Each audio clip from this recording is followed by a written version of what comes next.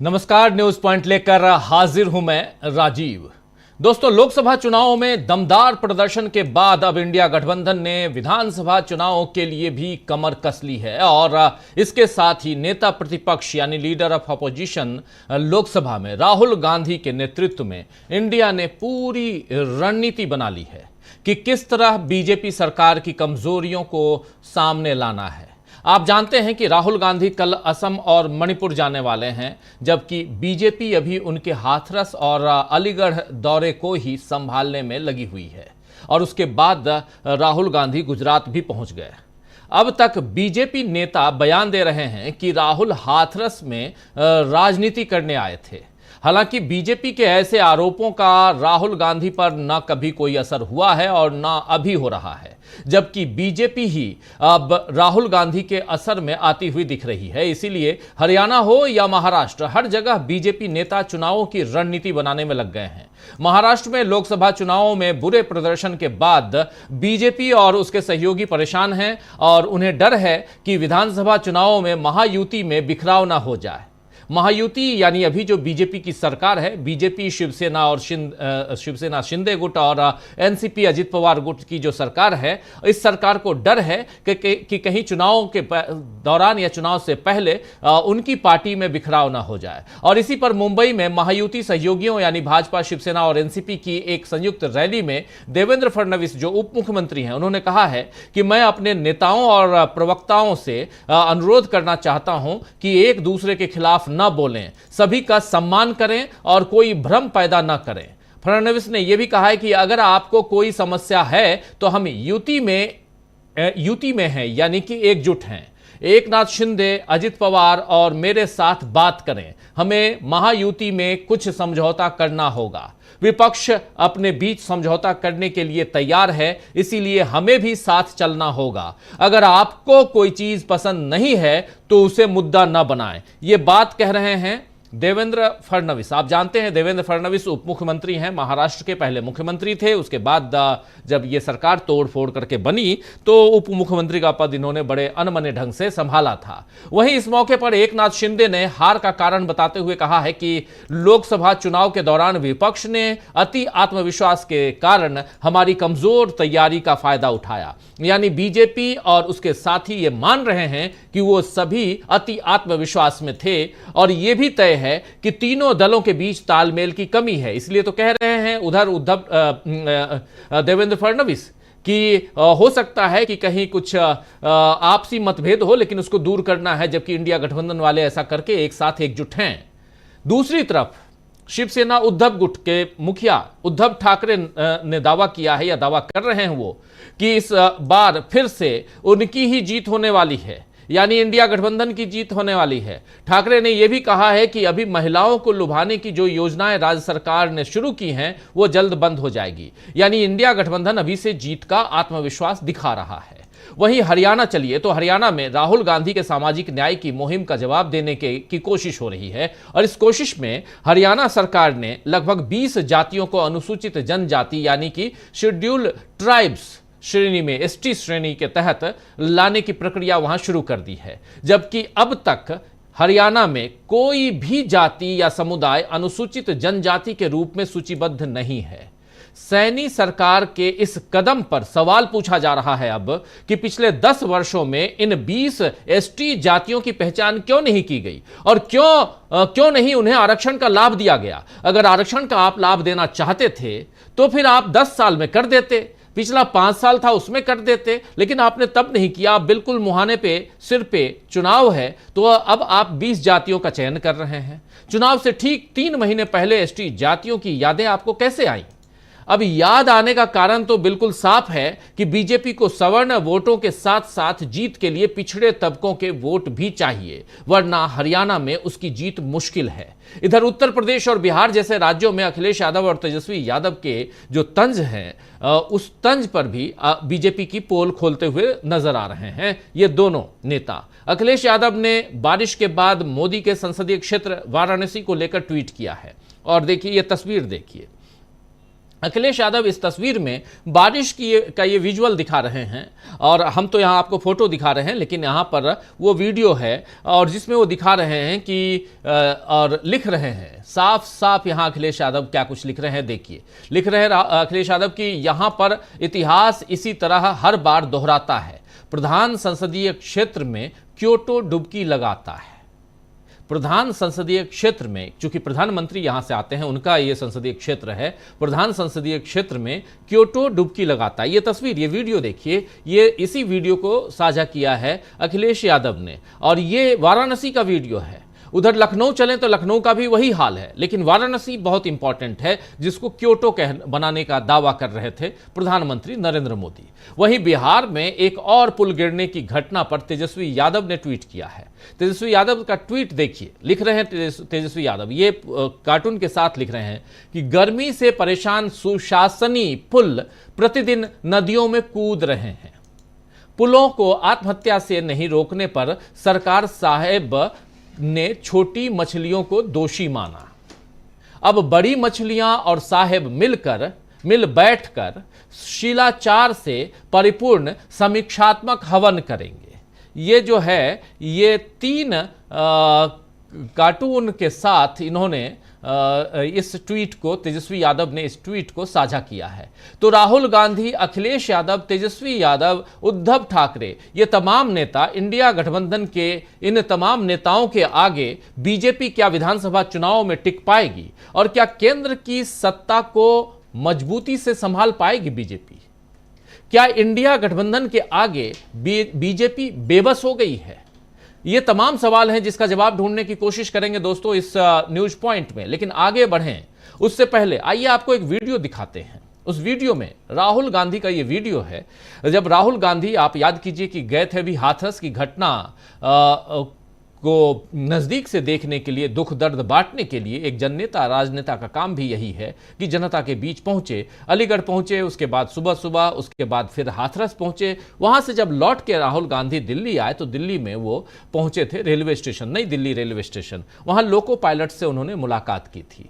इन loco pilot से मुलाकात जब राहुल गांधी ने की, उसके बाद बीजेपी आईटी सेल ने एक वीडियो जारी किया और बताया कि ये जिन ड्राइवर से राहुल गांधी ने मुलाकात की है वो फर्जी हैं, नकली हैं। हालांकि उसकी तस्वीरें भी आ चुकी हैं, वो फर्जी नकली नहीं हैं, वो ओरिजिनल ड्राइवर्स हैं। लेकिन उनके बीच राहुल गांधी पहुंच के लगभग 6 मिनट का उन्होंने वीडियो, 6.5 मिनट का वीडियो आज जारी किया है। इस कार्यक्रम की शुरुआत कर रहे थे, उसके लिए थोड़ा रिसर्च करना होता है। जब हम रिसर्च कर रहे थे तो ये वीडियो तभी आया और उस वीडियो का एक छोटा सा अंश आपके सामने लेकर आना चाहता हूँ। इसलिए लाना चाहता हूँ क्योंकि इससे समझ में आएगा कि इंडिया गठबंधन के आगे कैसे बीजेपी बेबस होती हुई दिखाई देती है। देखिए जरा उस वीडियो को। आपकी मुश्किल क्या है? ड्यूटी आवर्स है सर। ड्यूटी आवर्स एवरेज कितना ड्यूटी आवर्स आता है? 14 घंटा सर। 14 hours endless. तो जब आप कहते हो 14 आवर्स, इसका मतलब एग्जैक्टली क्या है? एक दिन में 14 आवर्स, एक ट्रिप में 14 आवर्स। तो मान लीजिए आपने आज शुरू किया, 14 घंटे आपको चलाना, उसके बाद आप रुके, उसके बाद आपको ब्रेक कितना मिलता है? मिनिमम रेस्ट 8 आवर्स और 8 आवर्स के बाद फिर 14 घंटे, फिर 8 आवर्स, फिर 14 घंटे, 14 घंटे रिटर्न टू हेडक्वार्टर में 16 घंटा rest. But how can you sustain this?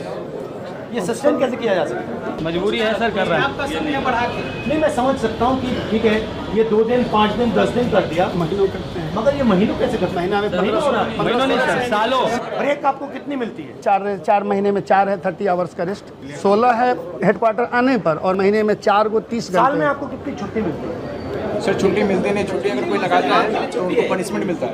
काट देता है। अगर किसी ने लगाया, अगर छुट्टी चलेगी, उनके घर में शादी है, उनके घर में डेथ केस हो गई तो उनको पनिशमेंट मिलता है, उनको चार्जशीट बहुत मुश्किल से छुट्टी बहुत मिलती मुश्किल, रियल केस है। है। हाई पावर कमेटी ने स्वयं कहा, रेलवे ने, सरकार ने 2013 में हाई पावर कमेटी बनाई, डीपी त्रिपाठी कमेटी। उन्होंने रिकमेंडेशन में कहा कि लोको पायलट जो है एक डिस्टिंक्ट कैटेगरी का स्टाफ है और इसका रेस्ट बहुत कम है, 30 घंटे ही रेस्ट है, ये बहुत ही इनएडुकेट है। Minimum 40 hours rest must be given. But main इसका प्रॉब्लम ये होगा कि ये रिक्रूटिंग नहीं कर रहे, यस, मतलब रिस्ट्रिक्ट कर रखा है। हम लोगों को लिए जो पनिशमेंट के लिए HOR रूल बनाया गया है, HOR मतलब HOER रूल पनिशमेंट के लिए, इतना सब लोकोमोटिव पायलट हो। इतना टाइट रूल है सर कि 8 आवर ड्यूटी 12 आवर ड्यूटी हम कैमरे के सर्विलांस में करते हैं, वो भी अगर एक पैर के ऊपर पैर भी रख लिया ना तो भी हम पनिशमेंट के भागीदार। वो चाय भी नहीं पी सकते उस दौरान। लेक्चर कॉल के लिए कोई टाइमिंग नहीं है, हम लोग रोक के चलते 4-4 5-5 घंटे लेक्चर कॉल। बट इसका आइडिया क्या है इसके पीछे? आप मानव नहीं है, आप मशीन है, आप मशीन है, मतलब आप इंजन के part. Yes sir, yes, I am part of loco. तो ये तो आपको टॉर्चर कर रहे हैं भाई। ये तो बहुत ज्यादा सर, बहुत ज्यादा सर। तो लोकोमोटिव में टॉयलेट नहीं है? नहीं सर, यूरिनल तक नहीं है, यूरिनल नहीं है, टॉयलेट तो सर छोड़ दीजिए, यूरिन नहीं है। सर विडम्बना ये है कि अब लेडीज लोको पायलट है और 8 घंटे रनिंग कंटिन्यूस विदाउट मतलब लॉजिक क्या है इसका? मशीन है, मशीन ओनली ये है कि गाड़ी इंजन टॉयलेट करने की जरूरत नहीं। अभी आप ट्रैवल कर रहे हैं सर, तो ऐसे इंजन में इसमें एसी नहीं हो और उसमें आप देखिए ड्राइवर कैसे वर्किंग, कितनी हार्ड वर्किंग कैसे कर रहा है वो। आप आधा घंटे से ज़्यादा खड़े नहीं हो पाएंगे इंजन में। एक सवाल है, इसमें अगर आप 2-3 चीज बदल सकते हैं डिजाइन में, डिजाइन इंप्रूवमेंट कर सकते हैं, तो क्या करते हैं? सबसे पहले क्योंकि सर ये जो इंजन है, ये जो आए हैं फॉरेन कंट्रीज से आए हैं, वहाँ का एटमॉस्फेयर इसके लिए अनुकूल था, लेकिन इंडिया में जब टेम्परेचर ये इंडियन इंजन नहीं है। तो सर जब टेम्परेचर बाहर 45 होता है तो इसमें 6 to 8 डिग्री टेम्परेचर ज़्यादा हो जाता है, और सर अगर टेम्परेचर ज़्यादा होगा आपके डिसीजन लेने की क्षमताओं में कमी आती है। और ट्रेन में एसी होता है? ट्रेन में एसी है और सप्लाई हम देते हैं, इंजन छोटा सा एसी लगाना है। हाँ सर, लोगों के बाद जितने भी हैं जो उसको ऑपरेट कर रहे हैं वही विदाउट एसी के हैं। उसकी चेंज क्या लाएंगे आप? सर ये मतलब कई बार ऐसा होता है यूरिन रोकने से सर कई प्रकार की। तो ये वीडियो जारी किया है राहुल गांधी ने, और ये लगभग 6.5 मिनट का वीडियो, उसका एक छोटा सा अंश आपको हम दिखा रहे थे। इसलिए दिखा रहे थे क्योंकि राहुल गांधी अपने मिशन में लगे हुए हैं, और दूसरी तरफ उधर तेजस्वी यादव हों या उद्धव ठाकरे हों या इधर अखिलेश यादव हो, सब देखिए तो सड़क पे कहीं ना कहीं काम करते हुए या इस सरकार को घेरते हुए नजर आते हैं। और क्या यहाँ से बात समझ में आती है कि क्या, और सवाल पैदा होता है कि क्या इंडिया गठबंधन के आगे अब बीजेपी बेबस नजर आ रही है? इसलिए बीजेपी की बात कर रहा हूं क्योंकि हाथरस बीजेपी, खासकर बीजेपी के जो प्रमुख नेता हैं, देश के प्रधानमंत्री हैं नरेंद्र मोदी, जिनको जाना चाहिए था वो नहीं गए। हाथरस पर प्रधानमंत्री नरेंद्र मोदी सदन में एक बार सिर्फ अपनी बात रखते हुए, वो भी आखिरी दौर में, खासकर लोकसभा की बात कर रहा हूं, वहां नजर आए, और मणिपुर आज तक नहीं गए। और ऐसी घटनाएं बहुत हुई, मोरबी की घटना आप याद कीजिए, और कई सारी घटनाएं गुजरात में हुई हैं, उस पर नरेंद्र मोदी बहुत बार चुप्पी साधते हुए नजर आते हैं। बहुत ऐसे मसले आए जिस पर नरेंद्र मोदी चुप्पी साधते हैं। आखिर ऐसा क्यों है? क्या कारण है कि बीजेपी के नेता और खासकर प्रमुख नेता वो चुप हो जाते हैं? क्या सिर्फ और सिर्फ सत्ता चाहिए? और अगर सिर्फ सत्ता चाहिए तो सत्ता के लिए जो कुछ करना है वो करते हुए नजर क्यों नहीं आते हैं?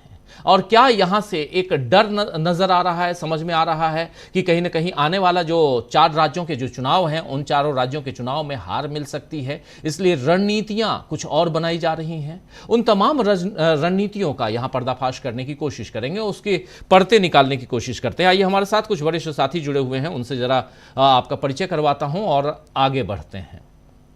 देखिए 5 वरिष्ठ साथी जुड़े हुए हैं हमारे साथ जुड़े हुए हैं जयशंकर गुप्त जी, हमारे साथ जुड़े हुए हैं अतुल सिन्हा जी, हमारे साथ डॉक्टर दीपक पाचपोर जी जुड़े हुए हैं, कुमार नागेंद्र सिंह साहब हमारे साथ आज पहली बार जुड़े हैं। नागेंद्र सिंह साहब आपका स्वागत करता हूं, और अमलेंदु उपाध्याय जी हमारे साथ जुड़े हुए हैं, आपका भी स्वागत है। आप तमाम साथी, आप सबका स्वागत इस्तकबाल करता हूं। स्वागत इस्तकबाल आप उन तमाम साथियों का भी जो अब तक जुड़ चुके हैं, जो जुड़ने वाले हैं इस कार्यक्रम में।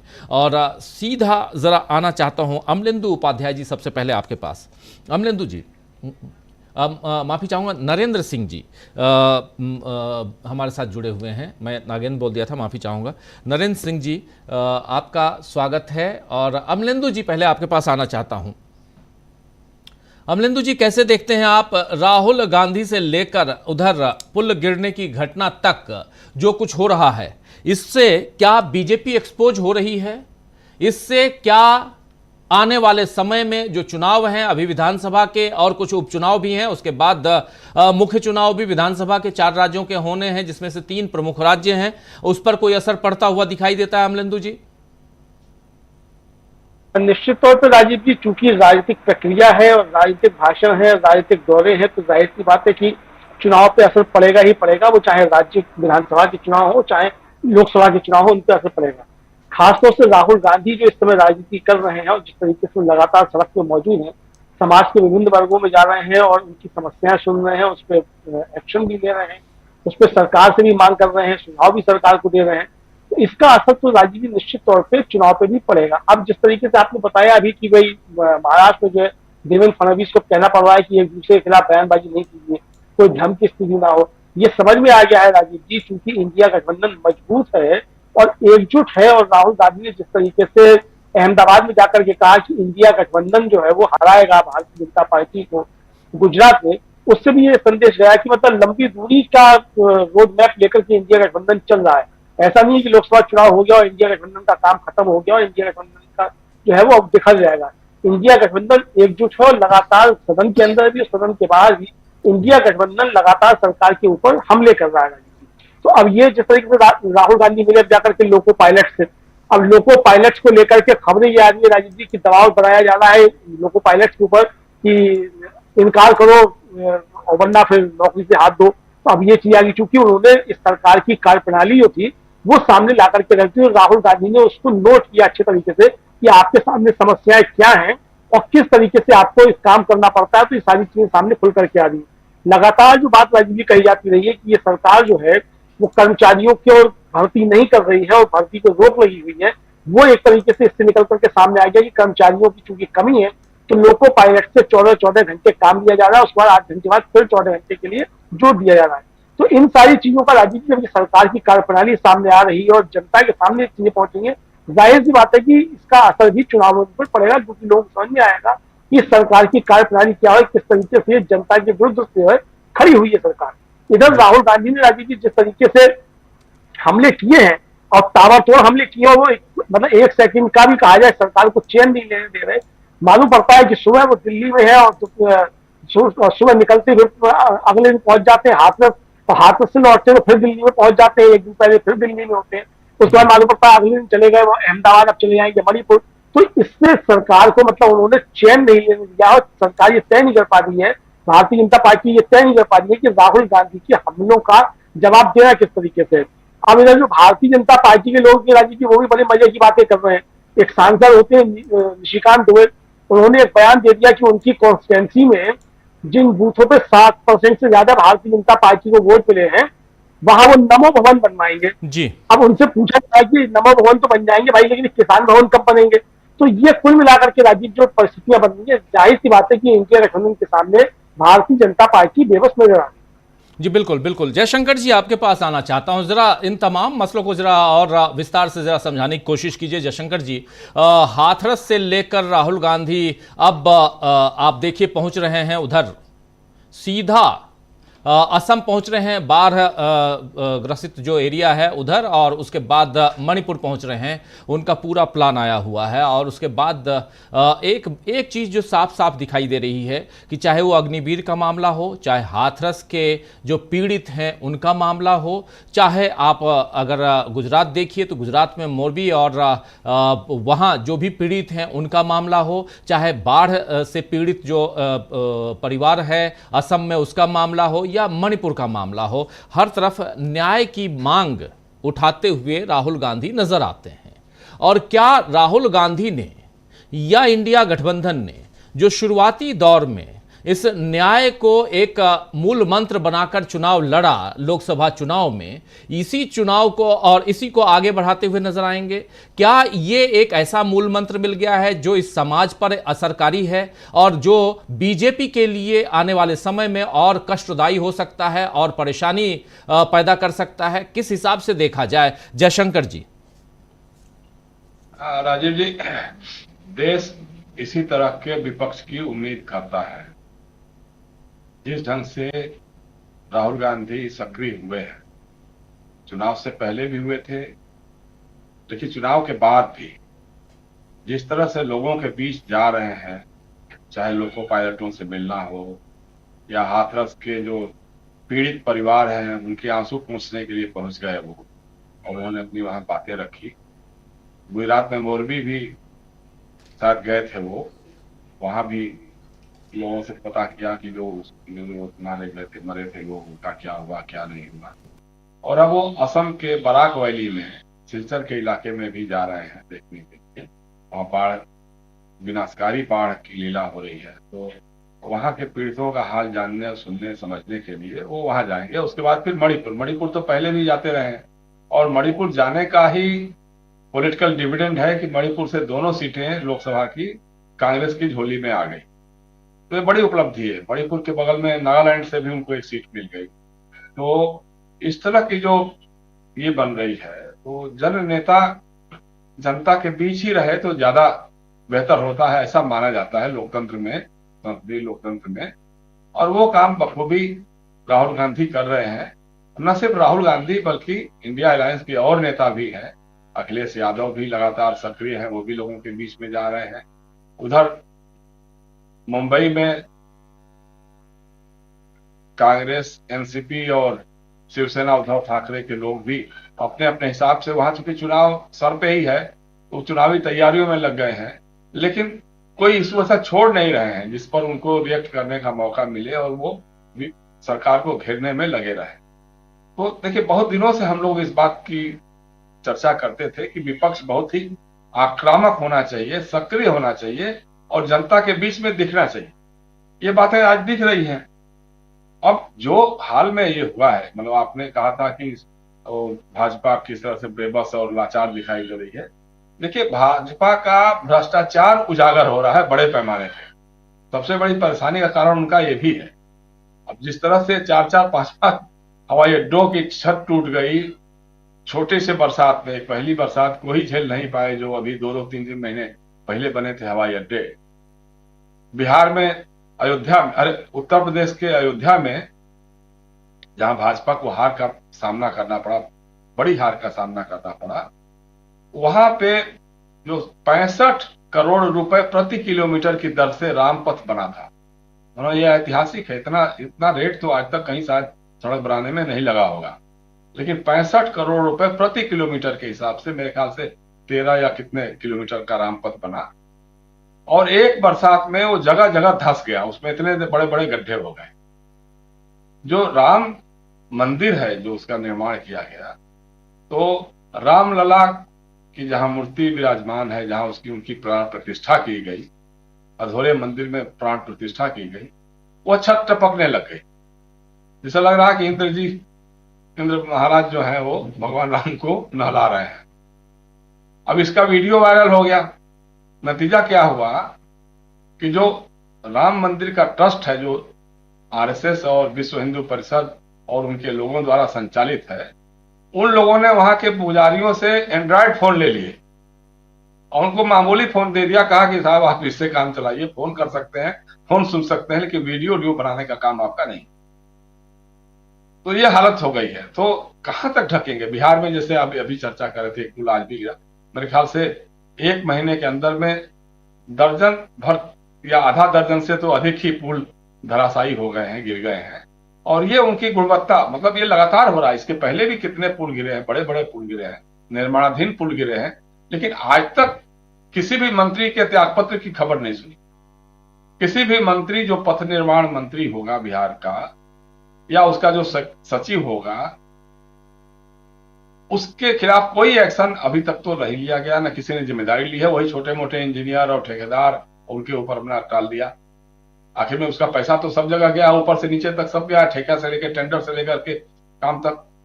कौन देख रेख कर रहा था, किसकी देख रेख में बन रहा था, कौन मंत्री है? तो लेकिन इस पर सब पे चुप है। अब मोदी जी तो कहते थे ना कि हम तो, हमारे पास तो ड्रोन है, हम ड्रोन जी।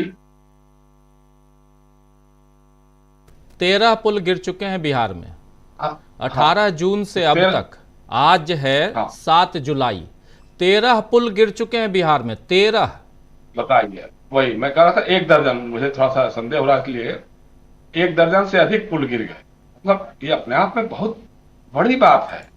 पहले जब होता था, एक पुल कोई गिरता था तो हंगामा बच जाता था, राजनीति में तहलका मच जाता था। लेकिन आज जो डबल इंजन की सरकार है, जिसमें भाजपा भी है और जनता दल यू भी है, एक भी जिम्मेदारी की बात अभी तक तो किसी पुल के टूटने के बारे में, धराशायी होने के बारे में लेते हुए नहीं दिखाई दी।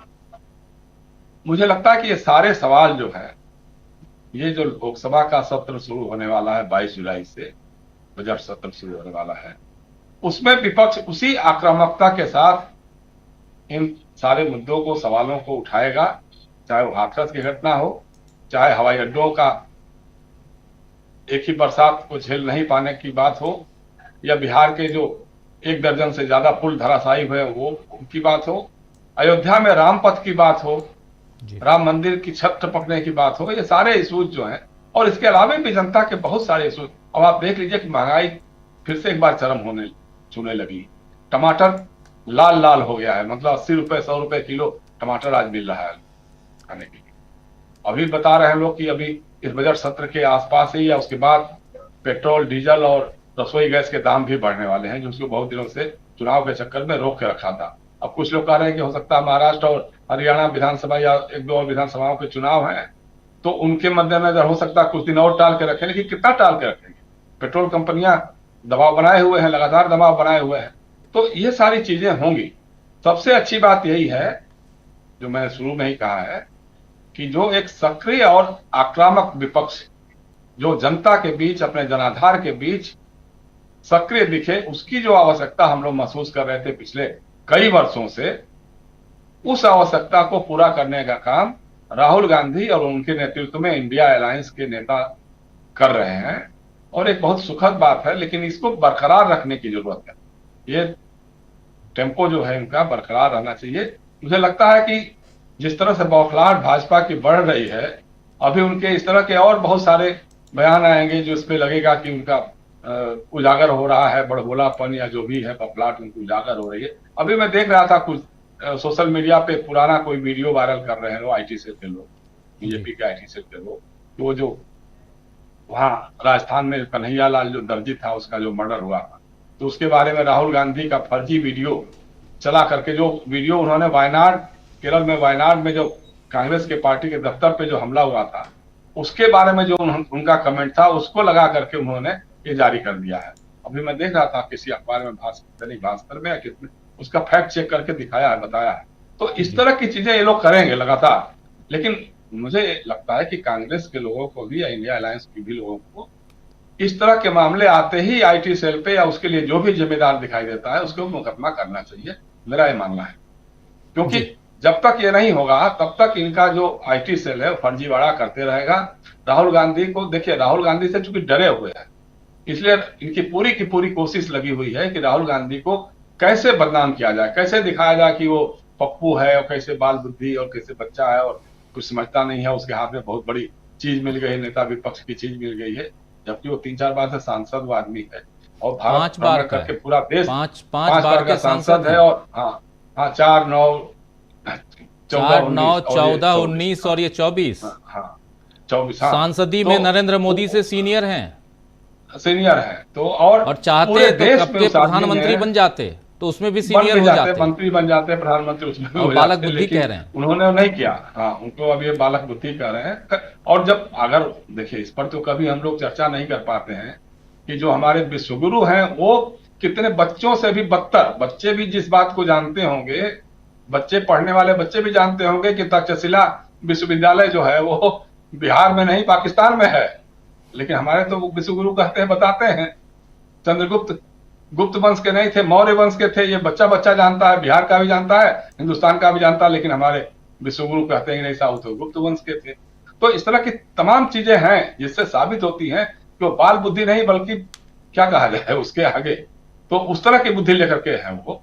लेकिन अब चला रहे हैं, शासन है, चूंकि जनतंत्र है, जनतंत्र में जनता ने आपको शासन दिया है, तो अब लेकिन उनकी बौखलाहट बढ़ेगी, क्योंकि राहुल गांधी की सक्रियता जिस ढंग से बढ़ रही है, जिस ढंग से वो आदमी गरीब पीड़ित मजलूमों के आंसू पूछने के लिए पहुंच जा रहा है। पायलट जवाब, ये जो लोको पायलट हैं, हम लोग भी उनके बारे में सुनते समझते थे, लेकिन ये बातें आज तक हमको भी नहीं मालूम थी।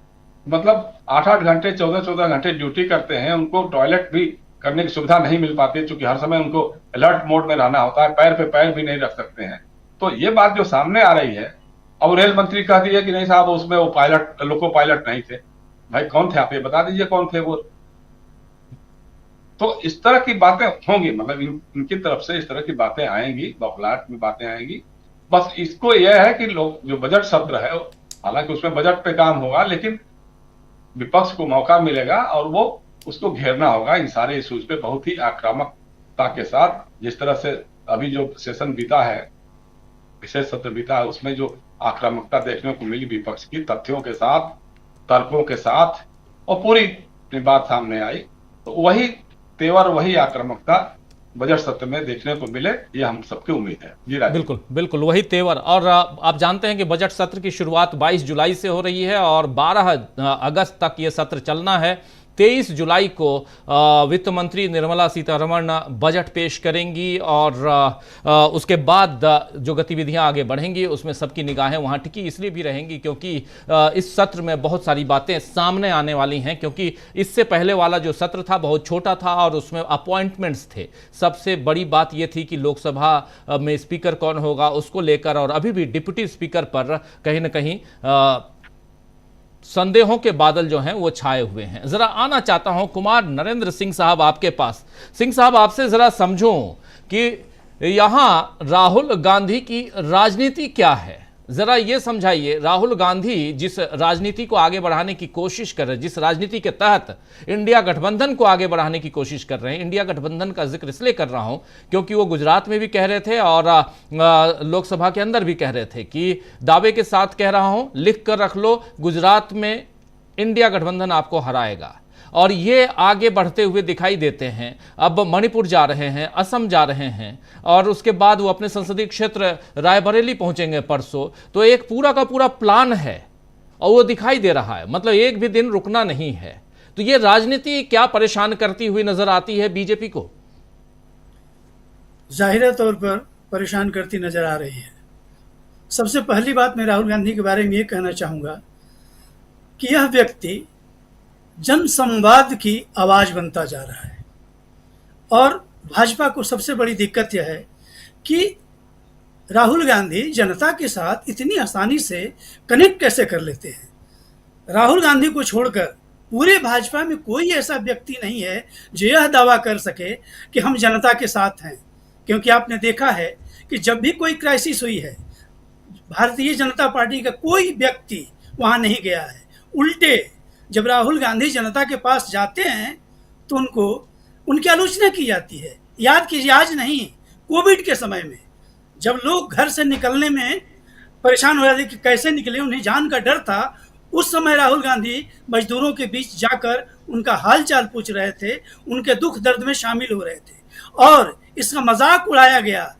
निर्मला सीतारमण जैसे वरिष्ठ मंत्री, वित्त मंत्री ने इसका मजाक उड़ाया कि राहुल गांधी ये क्या कर रहे हैं, उन्हें ख्याल नहीं है कि कोविड चल रहा है। भाई कोविड चल रहा है तो क्या कोविड में जो सब लोग मर जाएं, जहां हैं जैसे रह जाएं?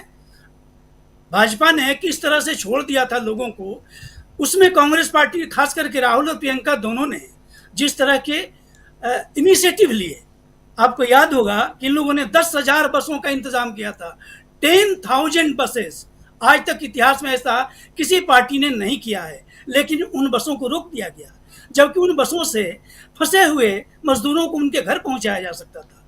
मैं सिर्फ ये कहना चाहता हूं कि जनता के साथ जिस तरह राहुल गांधी अपने को कनेक्ट करते हैं और बड़ा प्रभावी तरीके से कनेक्ट करते हैं, इनके कनेक्शन में लोगों को विश्वास होता है कि सचमुच ये आदमी हमारा दुख दर्द समझने आया है।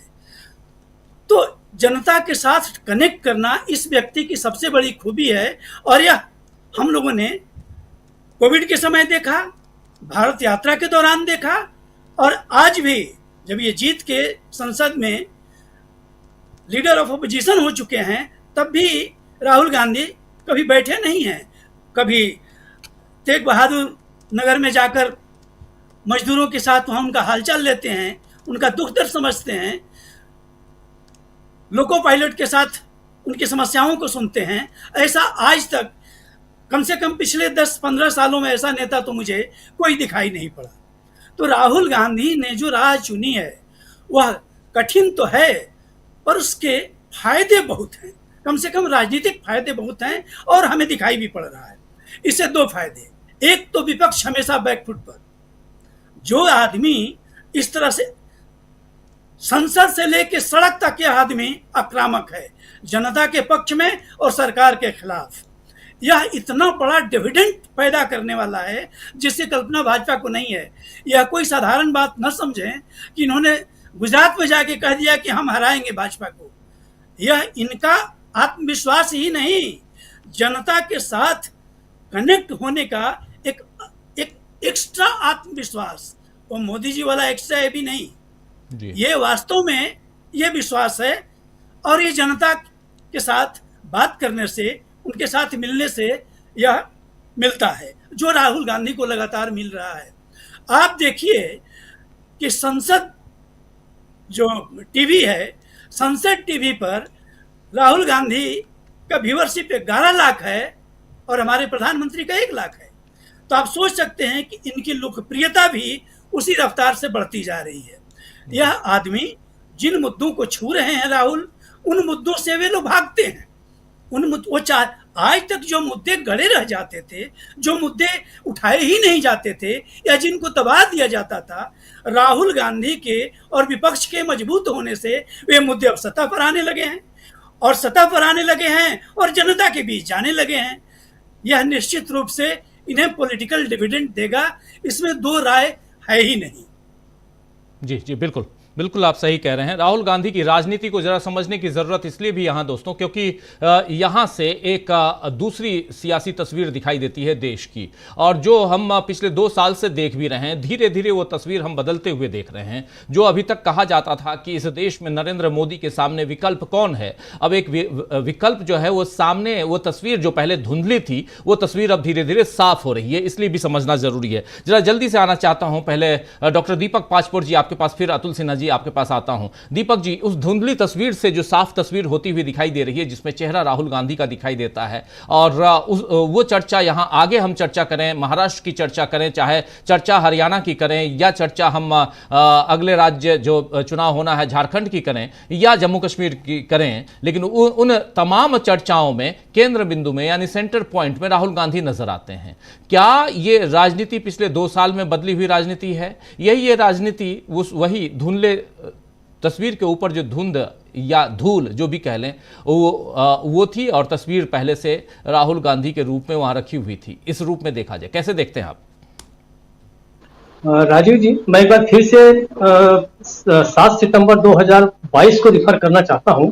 आपको याद होगा, हम लोग जब भी उस विषय की चर्चा करते थे, उस दिन की बात है जब राहुल गांधी ने अपनी यात्रा की शुरुआत की थी कन्याकुमारी से कश्मीर के लिए।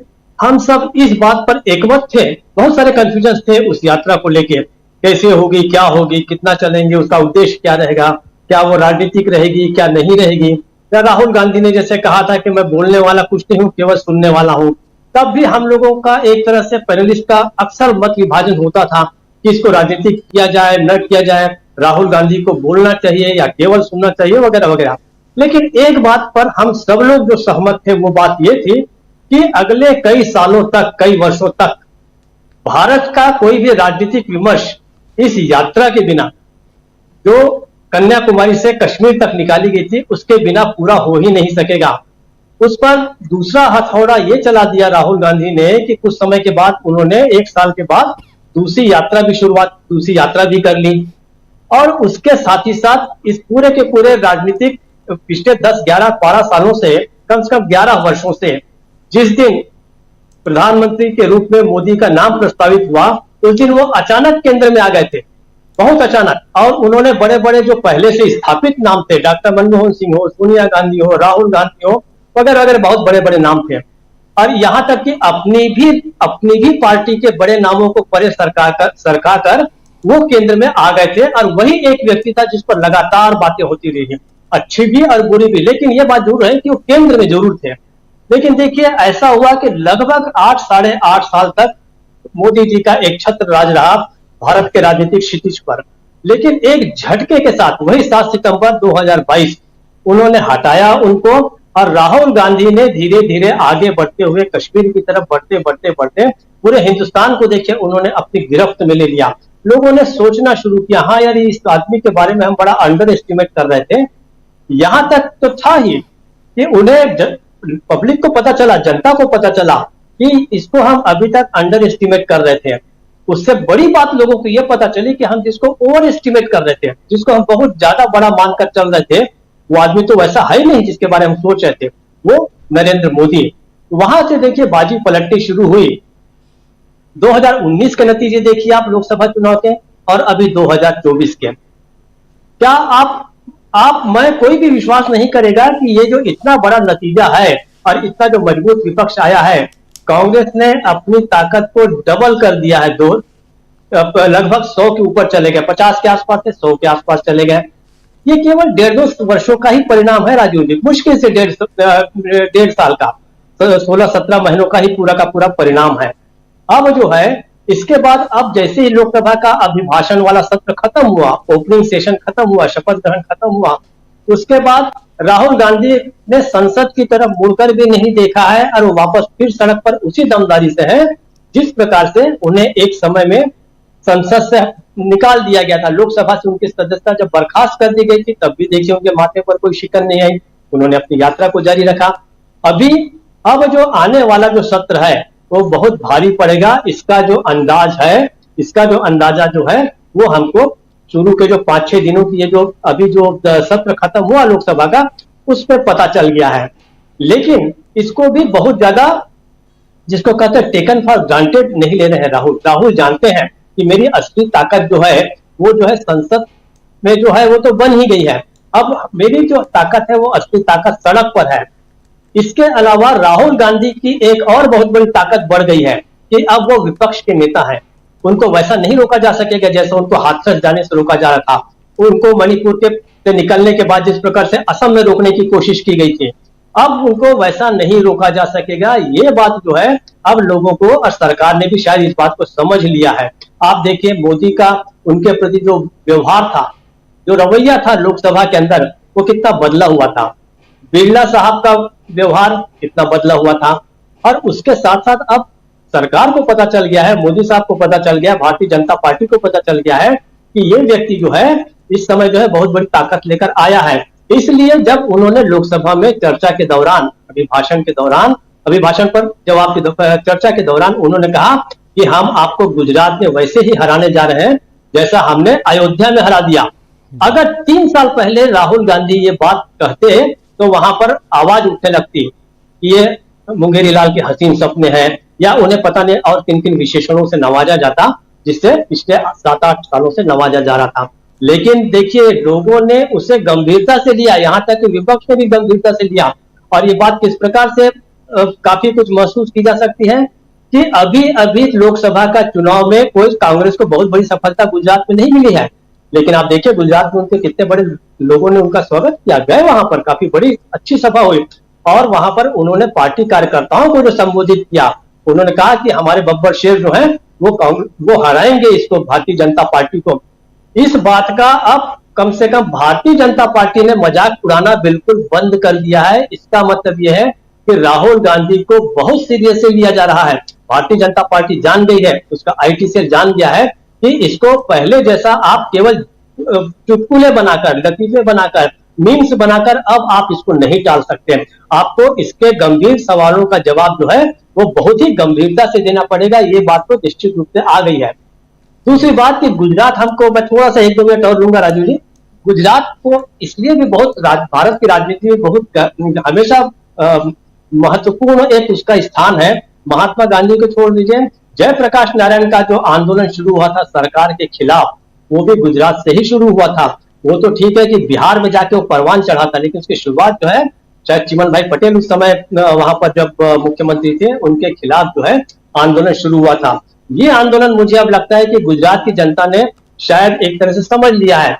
जिस भ्रष्टाचार के आरोप लगाए जा रहे हैं अभी भी भारतीय जनता पार्टी सरकार पर, वो तो सड़कों पर, पुल, राम मंदिर, एयरपोर्ट्स, हर जगह लीकेज के जरिए पता चल रहा है। भ्रष्टाचार जो है वो टपक रहा है, बरस रहा है, बह रहा है सड़कों पर।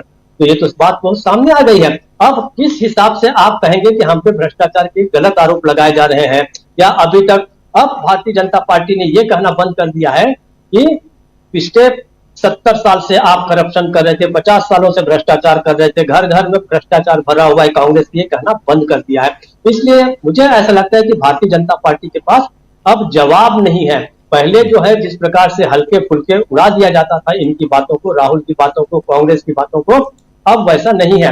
अंतिम बात कि अब राहुल गांधी वहां पर जा रहे हैं जहां पर भारत की नब्ज है, मजदूरों के पास जा रहे हैं, लोगों के पास जा रहे हैं, लोको पायलट्स के पास जा रहे हैं। और जिस लोको पायलट के बारे में बताया जा रहा है कि वो फर्जी लोग हैं, मैं आपको एक ही घटना बता दूं राजीव जी। 5 जून 2023 एक दुर्घटना हुई थी शहडोल के सिंहपुर में। 2 ट्रेनें आमने सामने एक ट्रैक पर आ गई थी। उस पर मुकेश कुमार नाम के पायलट ने कहा था कि हमसे 14 से 16 घंटे तक जो है वो काम कराया जा रहा है। तब पहली बार लोगों को पता चला कि लोको पायलट्स की हालत क्यों खराब है, कितना उनसे काम क्यों लिया जा रहा है। तो सबसे बड़ा उनसे काम लिया जा रहा था वो थी कोयले की लदान। पावर प्लांट्स में, अदानी के पावर प्लांट्स में और कई उद्योगपतियों के पावर प्लांट्स में जो अंधाधुंध कोयला भरा जा रहा था, पैसेंजर ट्रेनों को किनारे खड़े करके भेजा जा रहा था।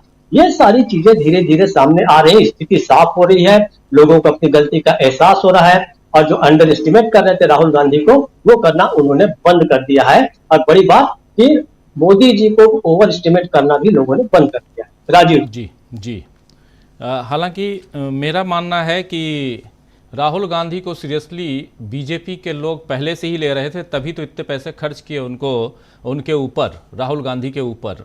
और अगर सीरियसली नहीं लेते तो फिर इतने पैसे खर्च नहीं करते, आईटी सेल के इतने लोगों को नहीं लगाते। और उसके बाद आज भी राहुल गांधी को आज और ज़्यादा, राहुल पहले जितनी चुनौती पेश करते थे आज और ज़्यादा चुनौती पेश कर रहे हैं। 2 साल में राहुल गांधी ने जिन चुनौतियों को पेश किया है, सामने रखा है, उसका प्रतिफल ये है कि इतनी सारी सीटें इंडिया गठबंधन की झोली में आ गई हैं। और चूंकि साथ में लड़े थे इसलिए यहाँ 99 सीटों की बात नहीं करूँगा, 235 सीटों 234 सीटों की बात करूँगा। और उसमें 3 सीटें और 4 सीटें और बढ़ गई, तो अब 237 सीटें हैं इंडिया गठबंधन के पास। तो इसलिए भी ये ज़रूरी है समझना कि राहुल गांधी, और इसीलिए शायद उधर संजय राउत कहते हैं कि अगर राहुल गांधी को हम पहले से प्रधानमंत्री के कैंडिडेट के रूप में घोषित करके चुनाव लड़ते तो हमारी परिस्थिति कुछ और होती। ये बात कल ही कह रहे थे संजय राउत। जरा आना चाहता हूं राहुल गांधी की राजनीति और यहां से आगे देश की राजनीति, सियासी तस्वीर किस दिशा में बदलते हुए हम देखते हैं, जरा उसको समझने की कोशिश अतुल जी आपके जरिए भी समझें हम थोड़ा सा राहुल गांधी की सियासत और जो कर रहे हैं पिछले, अभी नहीं, वो देखिए किसानों के बीच, हरियाणा में किसानों के बीच जाकर खेत में और धान रोपते हुए दिखाई दिए थे। आप देखिए कि राहुल गांधी ट्रक चालकों के बीच गए, न सिर्फ हिंदुस्तान में बल्कि हिंदुस्तान से बाहर वो अमेरिका जाते हैं तो न्यूयॉर्क से वाशिंगटन डीसी तक जाते हैं, वो भी हमने देखा। और वहाँ से आने के बाद और वहीं पर वहाँ के ट्रक कैसे हैं, हिंदुस्तान के ट्रक कैसे हैं, और ट्रक में यहाँ पर एसी नहीं है, वहाँ एसी है। और इसकी घोषणा यहाँ की थी माफ़ी चाहूँगा क्या नाम है इनका, नितिन गडकरी साहब ने। तो ये भी हमने देखा था। वो मैकेनिक्स के बीच भी जाते हैं, वो उधर जाकर के फर्नीचर बनाने वालों के बीच भी जाते हैं, वो कूलियों के बीच भी जाते हैं। ये सब कुछ एक भारत जोड़ो यात्रा के बाद एक्सटेंशन हम देखते आए हैं। लेकिन अब उसी एक्सटेंशन को जब आगे बढ़ाते हैं तो उनके साथ एक नया शब्द जो पिछले भारत जोड़ो न्याय यात्रा के रूप में, यानी न्याय वर्ड जो जुड़ा था, उस न्याय वर्ड को, उस न्याय को आगे बढ़ाते हुए नजर आते हैं। ये मेरा मानना है। जरा इस बात में अगर दम कहीं आप लोगों को दिखाई देता तो जरूर इस न्याय से इस देश की तस्वीर कैसे बदल रही है उसको समझने की कोशिश करें अतुल सिन्हा जी, क्योंकि भारत जोड़ो न्याय यात्रा मणिपुर से निकलकर और मुंबई तक पहुंचती है यात्रा।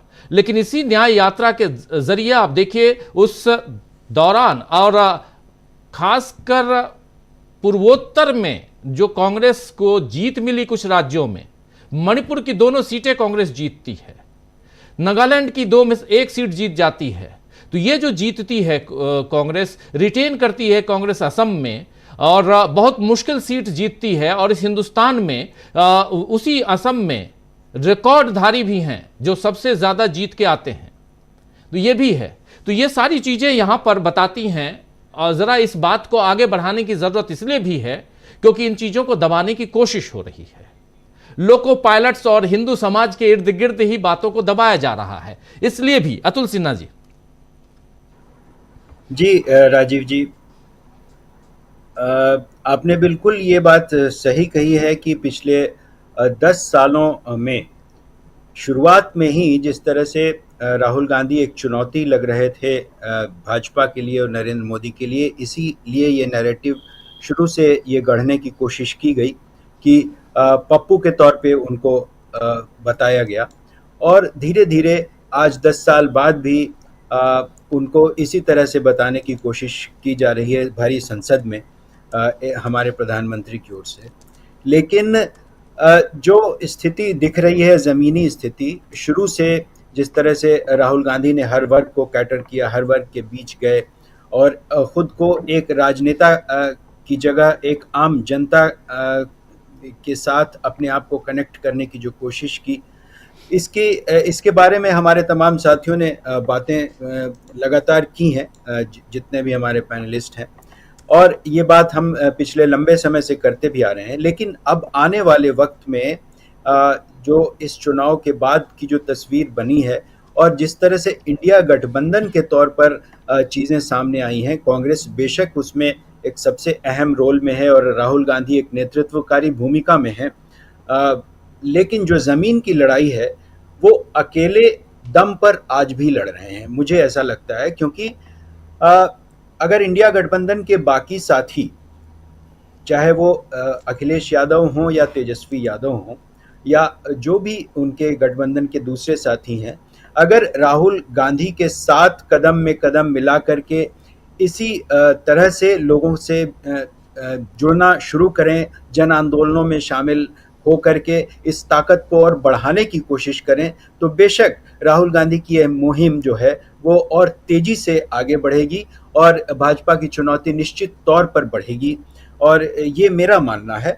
और जाहिर सी बात है कि राहुल गांधी अपनी तरफ से हर तरह की कोशिश वो कर ही रहे हैं, जितना वो कर सकते हैं, मैक्सिमम जितनी उनकी क्षमता है, और क्षमता से भी ज़्यादा अगर कहें तो हर जगह जाना, हर लोगों से मिलना और कार्यकर्ताओं में उत्साह बढ़ाने की जो उनकी मुहिम है, ख़ासतौर से गुजरात में जिस तरह से उन्होंने बात कही और ये कहा कि अब अगली बार जो है गुजरात में कांग्रेस की सरकार बनने जा रही है, ये आत्मविश्वास उन्होंने भरने की कोशिश की। जाहिर सी बात है पिछली जो गलतियां रहीं गुजरात के चुनाव में कांग्रेस की तरफ से, या उस वक्त पिछली बार अगर आम आदमी पार्टी को भी देख लें अगर हम उस वक्त, तो वो गुजरात में कांग्रेस के लिए मुश्किल पैदा करती रही थी उस वक्त, क्योंकि वो धीरे धीरे आम आदमी पार्टी की भी ताकत वहाँ बढ़ी तो है ही, जहाँ वहाँ के जो लोकल इलेक्शंस हुए उसमें।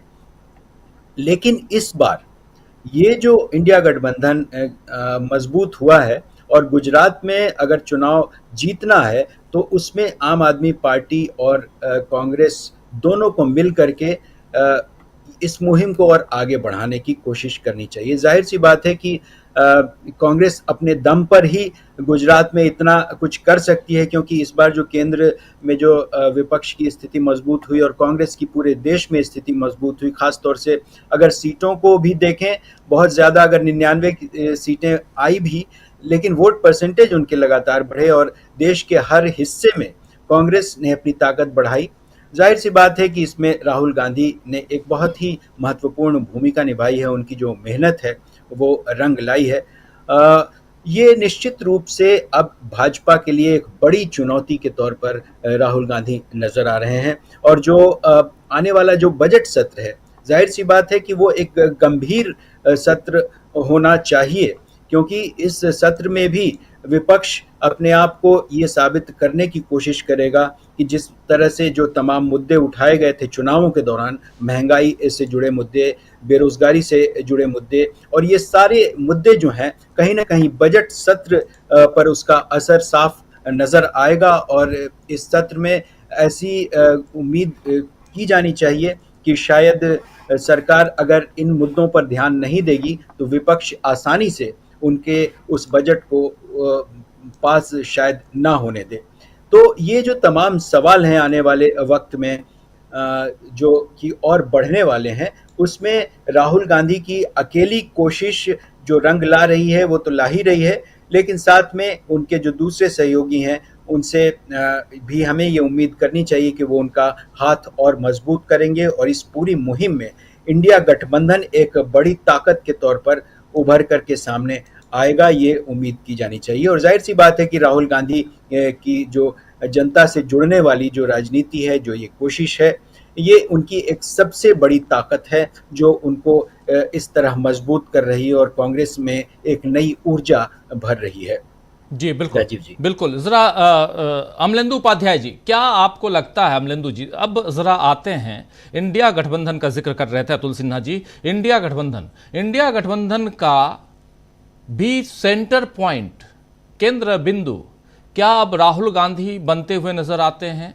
याद कीजिए मुंबई में शायद हम लोग थे, वहाँ मौजूद थे, मुंबई या बेंगलुरु में जो इंडिया गठबंधन की बैठक हुई थी, उसमें ममता बनर्जी जब भाषण देने आई बेंगलुरु में, शायद हाँ बेंगलुरु में, तो उन्होंने कहा था जहां इंडिया नाम दिया गया था इस गठबंधन का, बेंगलुरु में, बिल्कुल मौजूद थे, हम लोग मौजूद थे वहां पे उस प्रेस कॉन्फ्रेंस में, और उन्होंने कहा था माय फेवरेट राहुल गांधी। ये जो माय फेवरेट है, ये क्या इंडिया गठबंधन में अब पूरा का पूरा पूरी तरह से फेवरेट नजर आता है? क्योंकि यहां से इंडिया गठबंधन के भविष्य को देखा जा सकता है, अगर सचमुच ये दिल से फेवरेट हो चुके हैं तो। कैसे देखते हैं अमलेंदु उपाध्याय जी? यहां से उस तस्वीर को देखने की कोशिश करें हम, जो आने वाले समय में बहुत कुछ बताएगा देश के भविष्य को। हम उस पर अगर विश्लेषण करेंगे तो बहुत आसान हो जाएगा विश्लेषण करना। निश्चित तौर पर राजीव जी, अब राहुल गांधी इंडिया गठबंधन की धुरी बन चुके हैं और इंडिया गठबंधन के तमाम लोगों को समझ में आ गया है कि इस चुनाव में जो सफलता मिली है इंडिया गठबंधन को, भारतीय जनता पार्टी को जो नीचे लेकर के आया गया है, उसमें राहुल गांधी की बहुत बड़ी भूमिका है। इसको अब कोई भी इनकार नहीं कर सकता। और आप देखिए कि 2-3 घटनाएं राजीव जी अगर आप पिछले 1 महीने के दौरान देखें, उससे ये बातें बिल्कुल एकदम स्पष्ट हो जाएंगी। अगर आप संसद सत्र की बात करें राजीव जी, जिस तरह महुआ मोइत्रा बोलने के लिए खड़ी हुई और प्रधानमंत्री उससे जाने लगे और ओम बिरला साहब उससे जाने लगे, तो फिर उन्होंने कहा कि सुनते जाइए, आप तो मेरी कॉन्स्टिट्यूंसी में 2-2 बार जा चुके हैं। जब नरेंद्र मोदी से कहा महुआ मोइत्रा ने, उसी समय राहुल गांधी भी उससे जाने लगे। तो भाजपा के लोगों ने कहा कि देखो तो राहुल गांधी भी जा रहे हैं। तो उन्होंने कहा कि वो मेरे लीडर ऑफ अपोजिशन है, वो मुझे कई बार सुन चुके हैं, वो मुझको सुनते ही रहते हैं, ये मेरे क्षेत्र में 2 बार गए थे, ये मुझे सुने। यानी कि उनको लेकर के, राहुल गांधी को लेकर के महुआ मोइत्रा का जो रुख था वो देखने में आया। इसी तरीके से जो एक वीडियो क्लिप जारी की गई भारतीय जनता पार्टी के IT सेल की तरफ से, जो कि संसद टीवी ने प्रसारित नहीं की थी राजीव जी, वो कैसे पहुंची बीजेपी IT सेल के पास, इसका जवाब मुझे लगता है कि ओम बिरला साहब को देना चाहिए। जिसमें दिख रहा है कि राहुल गांधी अपने सांसदों से कुछ आह्वान कर रहे हैं और गौरव गोगोई नीचे उतरते हैं। उसके बाद फिर वो अखिलेश यादव राहुल गांधी की तरफ देखते हैं, कुछ दोनों में बात होती है, अखिलेश यादव भी अपने सांसदों से कुछ कहते हैं और वो तमाम सांसद जो है वो उतर करके बेल में आ जाते हैं। तो ये भी समझ में आ गया कि राहुल गांधी को किस तरीके से समर्थन जो है वो मिल रहा है अखिलेश यादव का, सदन में खड़े होकर के, किस तरीके से प्लानिंग बनाकर के यहाँ काम किया जा रहा है। इसी तरीके से राजीव जी, जब राहुल गांधी ने नरेंद्र मोदी को लेकर के कहा कि नहीं नहीं नहीं, आप जो है हिंदू नहीं है, आप हिंदुओं के ठेकेदार नहीं है, उसके बाद जब हमले शुरू हुए भारतीय जनता पार्टी की तरफ से, तमाम लोगों के जो थे वो राहुल गांधी के समर्थन में वक्तव्य आए। संजय राउत से लेकर के अखिलेश यादव तक सब जो थे वो राहुल गांधी के साथ इस मसले पर खड़े हुए नजर आए। यानी कि एक तरीके से देखा जाए तो राहुल गांधी अगर आज की बात कह रहे हैं तो पूरा इंडिया गठबंधन उसके साथ खड़ा, उनके साथ खड़ा हुआ नजर आ रहा है। कहीं भी कोई कमी दिखाई नहीं पड़ रही है। पॉलिसीज तय हो रही है, मुद्दे तय हो रहे हैं, उन मुद्दों को जो है वो इंडिया गठबंधन की बैठक में तय किया जाता है और उसके बाद वो मुद्दे उठाए जाते हैं, सब एक सुर में बात करते हैं। Rahul Gandhi leader of opposition बने तो राहुल गांधी को सिर्फ कांग्रेस का जो था वो तरफ से नहीं गया पत्र लीडर ऑफ अपोजिशन का, तो पूरे इंडिया गठबंधन की तरफ से लीडर ऑफ अपोजिशन का पत्र गया लोकसभा अध्यक्ष को कि हमने इनको अपना नेता चुना है। तो ये साफ तौर पर जाहिर राजीव जी की राहुल गांधी की अब स्वीकार्यता बन चुकी है। और जैसे कि संजय राउत ने कहा कि चुनाव से पहले हमने घोषित कर दिया होता कि राहुल गांधी हमारे प्रधानमंत्री पद के कैंडिडेट हैं, तो आज परिस्थितियां दूसरी होती। बहुत सी चीजें हैं राजीव जी अभी आने वाले समय होंगी, लेकिन अब राहुल गांधी जिस तरीके से आक्रामक है, राहुल गांधी एक सेकंड के लिए भी बैठ नहीं रहे हैं, राहुल गांधी लगातार सड़कों पे हैं, लगातार जनता के मुद्दे उठा रहे हैं, सरकार को लगातार घेर रहे हैं और सरकार के पास उन मुद्दों का जवाब देने के लिए शब्द नहीं मिल रहे राजीव जी। उससे साफ समझ में आता है कि राहुल गांधी निश्चित तौर पे इंडिया गठबंधन के लिए अब आशा का एक केंद्र बन चुके।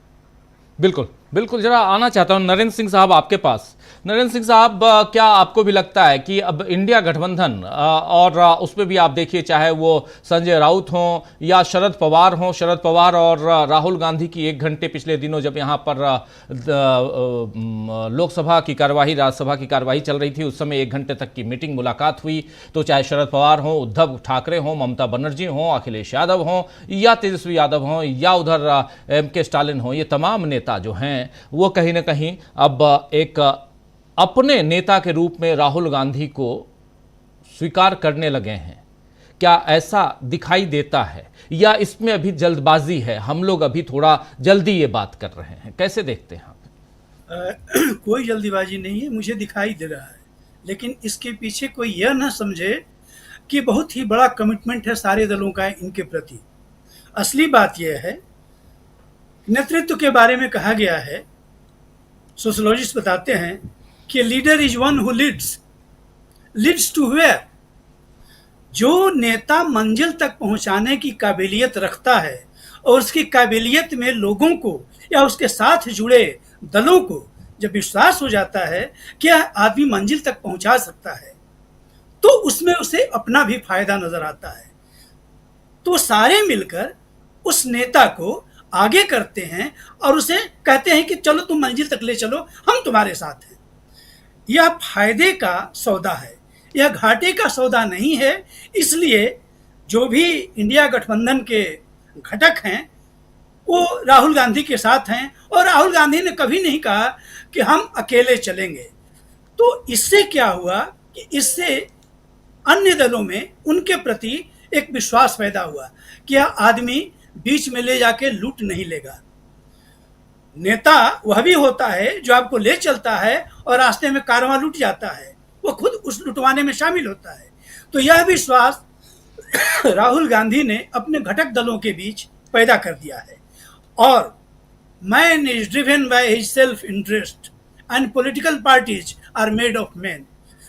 आदमी जब अपने ही हितों से निर्धारित होता है, तय करता है सब कुछ, और उन्हीं व्यक्तियों से कोई दल बनता है। इन सारे दलों को मालूम है कि हमारा हित अब इसी में है कि हम एक साथ रहें। एक साथ रहना केवल मजबूरी न समझा जाए, क्योंकि इसके साथ पॉजिटिव बातें भी हैं। बिना साथ रहे आप एक समेकित संदेश नहीं दे सकते। जो संदेश देना चाहते हैं जनता में, वह साथ मिलकर ही दे सकते हैं। इसलिए इन दलों का साथ रहना लाजमी है। और जहां तक राहुल गांधी को स्वीकार करने की बात है, यह तो लगभग तय है भाई। अगर राहुल गांधी ही मर रहे हैं, हमेशा वही मरने के लिए तैयार हैं, हर जगह वही हैं, तो फिर आगे कौन आएगा? कोई भी इस लायक नहीं है। अभी मैं ये भी नहीं कहूँगा कि लायक नहीं है, लायक तो कोई भी हो सकता है, परंतु अपनी क्षमता का जो राहुल गांधी ने प्रदर्शन दिया है वह काबिले तारीफ है, और उसकी प्रशंसा भाजपा वाले भी करते हैं। आप उनसे बात कीजिए। मैं तो बहुत ज़्यादा बड़े नेताओं की बात नहीं जानता हूँ, पर कुछ जो उनके ठीक ठाक कार्यकर्ता हैं उनसे बात होती है, वो कहते हैं कि नहीं भाई, राहुल गांधी ने तो अपने को काफ़ी मांझ लिया है। यह मांझना आता है लोगों के साथ मिलने से, और इसलिए मुझे नहीं लगता है कि राहुल को अपना लीडर मान लेने में इंडिया गठबंधन को कहीं कोई आपत्ति होगी। जब सारी जगहों पर वही सबसे आगे अगली कतार में गाली सुनने के लिए, आलोचना झेलने के लिए खड़े हैं, तो जाहिर है कि आपको मानना पड़ेगा, आप चाहें या न चाहें। क्योंकि अगर आप नहीं चाहते हैं तो इसे राहुल गांधी का उतना घाटा नहीं होगा जितना विपक्षी दलों का होगा, और ये विपक्षी दल भी जानते हैं। इसलिए राहुल गांधी के साथ रहना या राहुल गांधी का उनके साथ रहना एक दूसरे को मजबूत करना है। और सबसे बड़ी बात है कि देश में जो स्थितियां इतनी बिगड़ चुकी हैं उसको ठीक करने के लिए इनका साथ रहना बहुत जरूरी हो गया है। आप कम्युनलिज्म को देखिए कि 10 सालों में इन्होंने कम्युनलिज्म को एक रिलीजन बना दिया। कह रहा कम्युनल नहीं है तो देशद्रोही हैं, पाकिस्तान जाइए। अरे भाई, सेकुलरिज्म से आपको ऐसे चिढ़ है जैसे लाल कपड़े को देखकर सांड भड़कता है। ये कौन सी बात है भाई? जिस पार्टी ने, जिस पार्टी के पुरोधाओं ने लोकतंत्र तक को विदेशी आयातित विचार बताया। आप दीनदयाल उपाध्याय की किताब पढ़ लीजिए, मैंने उन पर एक बहुत लंबा लेख भी लिखा था जिसमें वे मानते हैं कि लोकतंत्र हमारा है ही नहीं। तो बताइए, जिस आदमी का लोकतंत्र ही नहीं है अपना, वह लोकतांत्रिक कैसे हो सकता है? और आपने पिछले संसद काल के दौरान देखा कि 140 सांसदों को संसद से बाहर कर दिया गया, और आप बात करते हैं लोकतंत्र की और संविधान की। जी, आपको तो डूब मरना चाहिए। मेरा मानना है कि अगर यही संविधान और लोकतंत्र है तो मुझे माफ करें, राहुल गांधी ने इन सारी प्रवृत्तियों, कुप्रवृत्तियों को चुनौती दी है, अपनी बातों से, अपने कार्य व्यवहार से, अपने आचरण से। इसलिए दलों का अलग होना न उनके हित में है न जनता के हित में है। जनता लड़ जाएगी उनसे। थैंक यू राजीव जी। जी जी बिल्कुल, बहुत बहुत शुक्रिया आपका, बहुत शुक्रिया नरेंद्र सिंह साहब। बने रहिए हमारे साथ, चर्चा आगे बढ़ाते हैं। ज़रा आना चाहता हूं डॉक्टर दीपक पाचपोर जी के पास। एक बार फिर से ज़रा स्क्रीन पर ले आइए दीपक जी को, और दीपक जी को ज़रा स्क्रीन पे ले आइए और चर्चा आगे बढ़ाते हैं। दीपक जी, ज़रा आपसे समझना चाहता हूँ, देखिए दो चीज़ें हैं। एक, अभी शुरुआत जब अपनी प्रस्तावना में रख रहा था तो 2-3 खासकर महायुति सरकार के उप मुख्यमंत्री और मुख्यमंत्री का वक्तव्य आप लोगों के बीच रख रहा था। देवेंद्र फडणवीस साहब कह रहे हैं कि जैसे इंडिया गठबंधन में आपसी मतभेद के बाद भी उन लोगों के बीच एक जुड़ाव है, वो जुड़ाव महायुति में भी होना चाहिए, यानी उनकी सरकार के जो तीनों दलों के नेता हैं उनमें होना चाहिए। और ये कह रहे हैं, अपने प्रवक्ताओं से भी कह रहे हैं कि आप जब अगर बाहर जाकर अगर बयान देते हैं मीडिया के सामने तो सोच समझ के दें। दूसरी तरफ आप देखिए उत्तर प्रदेश में अभी समीक्षा बैठक चल रही है उत्तर प्रदेश में कि हारे तो कैसे हारे, हार की समीक्षा, और उधर भी हार की समीक्षा है। यानी चोट गहरी है, दूर तक अंदर तक चोट हिलाकर हिल के रह गए हैं, ये साफ दिखाई देता है। लेकिन यहां से इस चोट से उबरते हुए नजर आते हैं क्या ये? और उसमें इसलिए मैं कह रहा हूं क्योंकि और महाराष्ट्र की राजनीति को जरा आप नजदीक से देखे हैं, आपने काफी लंबा वक्त गुजारा है पत्रकारिता में महाराष्ट्र में, इसलिए भी आपसे समझना चाहता हूं क्योंकि ये दो बड़े राज्य हैं, एक उत्तर प्रदेश एक महाराष्ट्र, 80 सीट और 48 सीट, और उस लिहाज से भी अगर, और अब महाराष्ट्र में चुनाव है, चुनाव हरियाणा में भी है, महाराष्ट्र में छीनी हुई सरकार है महायुति की, उद्धव ठाकरे मुख्यमंत्री थे, उनसे सरकार छीन ली गई, और हरियाणा में सरकार अब तब में है, कभी भी गिर जाए, लेकिन अब चूंकि अगले 3 महीने में चुनाव होना है। और झारखंड में भी वैसे ही कोशिश की गई थी, 5 महीने जेल के अंदर रहे, अब फिर से मुख्यमंत्री बन गए हेमंत सोरेन। तो ये जो चीजें हैं, इस पर राहुल गांधी की राजनीति कितना असरकारी नजर आ रही है आपको? कितना राहुल गांधी की राजनीति, या इसमें इंडिया गठबंधन को जोड़ लीजिए, इंडिया गठबंधन की राजनीति इस पर कितना हावी और भारी नजर आती है, और यहां से कितने परेशान नजर आते हैं महायुति या बीजेपी के नेता या एनडीए के नेता? डॉक्टर दीपक पाचपोर।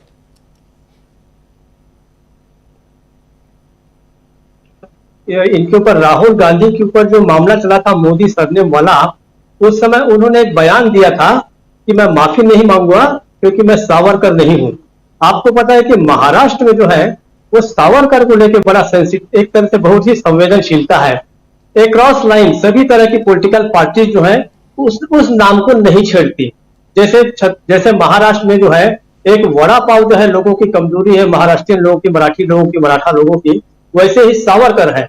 तो आप समझिए कि फिर भी उसके बाद भी, हालांकि थोड़ी सी नाराजगी शिवसेना में हुई थी, उद्धव ठाकरे और संजय राउत ने कहा था कि सावरकर को इसका नाम इस प्रकार से नहीं लेना था। उस समय भारतीय जनता पार्टी को यह उम्मीद हुई थी कि सावरकर का जो उल्लेख किया राहुल गांधी ने, एक तरह से उनको कमतर बताते हुए, और ये कहा कि मैं सावरकर नहीं हूं, मैं माफी नहीं मांगूंगा, तो बड़ी बाँछें खिल गई थी भारतीय जनता पार्टी के। उसे ये लगा कि इस मामले को थोड़ा गरमाया जाए ताकि इनके अंदर कुछ फूट पड़े, लेकिन वैसा कुछ नहीं हुआ। उन्होंने साफ फिर बाद में ये कहा, रिकंसिलिएशन ये हो गया कि ठीक है भाई, सावरकर को लेके उनके अपने विचार है राहुल गांधी के, हमारे अपने विचार हैं, और वो बात जो है वो खत्म हो गई। असली बात यह है कि इस समय भारतीय जनता पार्टी महाराष्ट्र जो है वो एक गंभीर आशंका से गुजर रही है। उसे ये पता है, उसे सबसे बड़ा डर ये है कि वहां पर उद्धव ठाकरे के साथ ये हमारे पास जो आए लोग हैं वो वापिस न चले जाएं। ऐसे ही एनसीपी के लोग जो शरद पवार से अलग होकर हमारे पास आए हैं वो कहीं वापस न चले जाएं। उसका कारण ये है कि यहाँ पर जो अभी लोकसभा के चुनाव हुए उसमें एकजुटता तो नजर आ ही गई, उसके साथ साथ ये भी पता चल गया कि विधानसभा को भी अगर डोमिनेट करेगा तो वो इंडिया ही करेगा, एनडीए नहीं करेगा। यूटी मतलब वहां पर जिसे गठबंधन कहा जाता है, यूटी, और महायुति मतलब ये महागठबंधन हो गया, इंडिया हो गया। तो इंडिया इस समय वहां पर निश्चित रूप से अपर हैंड है। लोकसभा के चुनाव में ये जो है ये बात सामने आ गई है। इसलिए भारतीय जनता पार्टी के लिए वहां पर नुकसान भी सबसे ज्यादा जो है भारतीय जनता पार्टी को हुआ है, और आश्चर्यजनक ढंग से, हालांकि बहुत आश्चर्यजनक ढंग से इसलिए कह रहा हूं मैं क्योंकि ठीक चुनाव से पहले बहुत सारे कांग्रेसी नेता अलग हो गए थे, चाहे मिलिंद देवड़ा हो, फिर अशोक चौहान हो, संजय निरुपम भी छोड़ गए थे, ऐसे कई लोग छोड़ गए, लेकिन उसका कोई भी असर नहीं हुआ और कांग्रेस जो है वहां पे सबसे बड़ी पार्टी बनकर उभर के आ गई। वहां पर अब इस बात का भी कोई झगड़ा नहीं महाराष्ट्र में कि उद्धव ठाकरे नंबर 1 बने रहेंगे या शरद पवार नंबर 1 बने रहेंगे। उन दोनों ने ही जो है कांग्रेस को एक प्रकार से उसका नेतृत्व जो है वो स्वीकार कर लिया है। विधानसभा का चुनाव जो भी होगा ये तीनों के तीनों जो है वो एकजुट रहेंगे, ये बात तो बहुत निश्चित हो गई है। चुनौती जो है वो असली जो है भारतीय जनता पार्टी को वहां पर ये है कि वो किस प्रकार से एनसीपी से आए हुए लोग और शिवसेना को से टूट कर आए हुए लोगों को किस प्रकार से जोड़ कर रखे, क्योंकि जैसे ही इनको ये आभास होगा कि हमें बहुत ज्यादा फायदा नहीं होने जा रहा है तो डर ये है वहां भारतीय जनता पार्टी को कि कहीं ये लोग वापिस न चले जाए या हमको अपेक्षित नतीजे न निकले। हालांकि वहां पे एक तरह का अनुमान तो ये लगाया ही जा रहा है कि अब जो चुनाव होंगे उसमें शायद भारतीय जनता पार्टी या ये यूटी की जो सरकार है वो शायद जा सकती है। उत्तर प्रदेश की आप बात करें तो देखिए भारतीय जनता पार्टी में अक्सर अब जो है पिछले कुछ समय से मंथन का जो है रिवाज खत्म हो गया है। मंथन या समीक्षा बैठक तभी की जाती है जब किसी को दोषी साबित करना हो। तो उत्तर प्रदेश में अगर मंथन हो रहा है, समीक्षा हो रही है, तो ये खतरा जो है वो योगी महाराज के लिए है, वो और किसी के लिए नहीं है। हो सकता है कि इस समीक्षा बैठक में आखिर आप और किस पर वहां पर इल्जाम लगाएंगे, किसके ऊपर? मोदी पर तो लगा नहीं सकते, शाह को भी आप दोषी नहीं ठहरा सकते, जेपी नड्डा साहब भी जाके बैठ गए हैं, मंत्री पद संभाल के बैठे हुए हैं वो आराम से, उनको भी आप दोषी नहीं ठहरा सकते। तो अब बच गए योगी जी, बच गए, और योगी जी की सीट पर तो लोगों का की नजर वहां के भारतीय जनता पार्टी के नेताओं की भी है और ऊपर भी है, क्योंकि माना ही जाता है कि मोदी का कॉम्पिटिटर अगर कोई हो सकता है तो आदित्यनाथ ही हो सकते हैं। तो आदित्यनाथ को कुचलने के लिए या दबाने के लिए, या अगर चलिए मुख्यमंत्री उनको बनाए रखना है तो भी एक तरह से वो उनका मनोबल अब जो है वो कमजोर हो चुका है। उत्तर प्रदेश जो है गुजरात की तरह सबसे बड़ा जो माना जाता था, सर्वाधिक महत्वपूर्ण, क्योंकि जैसे हम कह भी रहे थे कि वहां पर उत्तर प्रदेश से ही जो है वो दिल्ली का रास्ता तय होता है। तो वहां पर जो ये हार जो है छोटी मोटी हार नहीं है, बहुत बड़ी हार है, आप देखिए। और सबसे बड़ी बात है कि वहां पर यह भी सवाल होगा कि वाराणसी की सीट जो है वो इतने कम अंतर से किस प्रकार मोदी जी जीते हैं। वहां पर पहले बात की जा रही थी कि 8 लाख, 10 लाख, 5 लाख, 7 लाख, और उसके मुकाबले जो है बहुत कम हुआ। और दूसरी बात, आप वहां पर इनको राहुल गांधी को भी नहीं हरा सके, ये भी बड़ी बात है। और तीसरा सबसे बड़ा चेहरा वहां पर जो पराजित हुआ है वो हुआ है अमेठी से। स्मृति ईरानी को जो हराया गया एक सामान्य कार्यकर्ता ने या उनके परिवार के एक पुराने सेवक ने हरा दिया। तो ये बात जो है सारी की सारी जब इकट्ठी होकर जाएगी तो ये ठीकरा जो है उसके लिए एक ही सर तैयार है और वो है योगी आदित्यनाथ का। तो निश्चित रूप से दोनों राज्यों की जो है स्थिति बहुत खराब है। भारतीय जनता पार्टी के लिए सबसे बड़ी समस्या यहीं पर है कि दोनों महाराष्ट्र में भी और उत्तर प्रदेश की समीक्षा बैठक अपने आप में सिर फुटअव्वल की शुरुआत हो सकती है। राजीव जी। जी बिल्कुल बिल्कुल। अतुल सिन्हा जी, क्या ये विधानसभा के जो चुनाव है आने वाले 3 महीने में, ये चुनाव केंद्र की सत्ता पर, इस चुनाव के जो रिजल्ट होंगे उसका असर पड़ते हुए देखते हैं?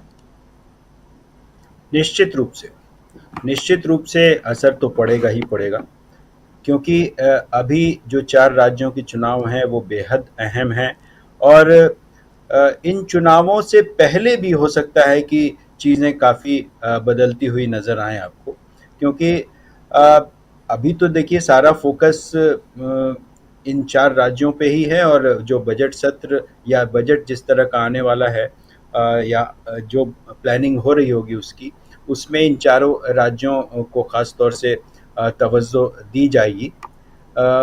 लेकिन विपक्ष का जहाँ तक सवाल है, अभी से वहाँ जो राजनीतिक बिसात है वो बिछनी तो शुरू हो ही गई है, और इंडिया गठबंधन के जो तमाम घटक हैं और जो बीजेपी की जो अंतर्विरोध नज़र आ रहे हैं तमाम स्टेट्स में, उसका असर कहीं ना कहीं तो पड़ेगा ही पड़ेगा। और ये चारों राज्यों के चुनाव कांग्रेस इंडिया गठबंधन को और मजबूती देगा, इसकी उम्मीद की जा सकती है। इसलिए क्योंकि जो राहुल गांधी की जो मुहिम है, और जाहिर सी बात है इसके बाद जो विपक्षी गठबंधन है, इंडिया गठबंधन है, उसके भी नेता काफ़ी सक्रिय तौर पर इन राज्यों में अपना काम करेंगे ही करेंगे। तो बेशक इसका एक असर दिखाई पड़ेगा केंद्र की राजनीति पर। और उससे पहले जैसे कि कल का कार्यक्रम आपने किया था लालू यादव की, जो परसों जो उन्होंने कह दिया था कि अगस्त में काफ़ी चीज़ें बदल सकती हैं, सरकार गिर सकती वो है, कोई हवा चुनाव के लिए तैयार कर रहे थे सरकार वो गिर अपने, सकती। अपने कार्यकर्ताओं को उन्होंने कहा चुनाव के लिए तैयार हो जाइए। हाँ, तो अब देखिए इसमें बात तो बहुत गहराई तक कह गए। लालू यादव कोई ऐसे वैसे पॉलिटिशियन नहीं है, बहुत सीजन्ड पॉलिटिशियन है और बहुत दूर की वो देखते भी हैं।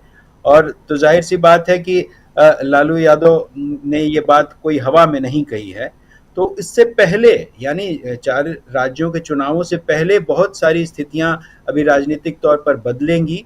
और जिस तरह से अभी चंद्रबाबू नायडू भी बजट को लेकर के दबाव बनाने की स्थिति में है, विशेष राज्य का दर्जा पैकेज, ये जो मांग है, या नीतीश कुमार जिस पर हम लोग लंबे समय से बात कर रहे हैं कि शायद ऐसा होगा, वो कितना होता है नहीं होता है वो तो बात की चीज़ है। लेकिन इंटरनली इन दोनों पार्टियों में असंतोष की स्थिति अंदर ही अंदर नज़र तो आ रही है, और ख़ासतौर से भाजपा में खुद भी कि ऐसी स्थिति नहीं है जो पहले थी, और मोदी जी पहले से उतने मजबूत नहीं हैं, ये सारे लोग समझ चुके हैं।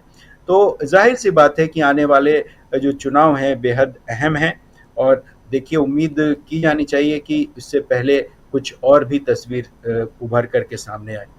बिल्कुल बिल्कुल आप सही कह रहे हैं, बहुत सही कह रहे हैं। लेकिन जब लालू प्रसाद यादव कहते हैं कि अगस्त में ये सरकार गिर सकती है, अपने कार्यकर्ताओं को कहते हैं कि आप तैयार रहिए, उधर महाराष्ट्र देखिए तो महाराष्ट्र में संजय राउत भी उसी बयान का समर्थन करते हैं, कहते हैं बिल्कुल ये सरकार ज़्यादा दिन नहीं रहेगी। और ये बात पहले दिन से कह रहे हैं ये तमाम नेता, और इस बात को, इस पर समीक्षा हम करते हैं तो बड़ी परेशानी होती है दूसरे लोगों को। वो कहते हैं कि ये रोज़ सरकार गिरा रहे हैं। अब क्या कहें, नेता रोज कहते हैं ऐसी बात तो हमको चर्चा करनी पड़ती है। जयशंकर जी, हम क्या करें, हमारी तो मजबूरी है कि हम चर्चा करेंगे।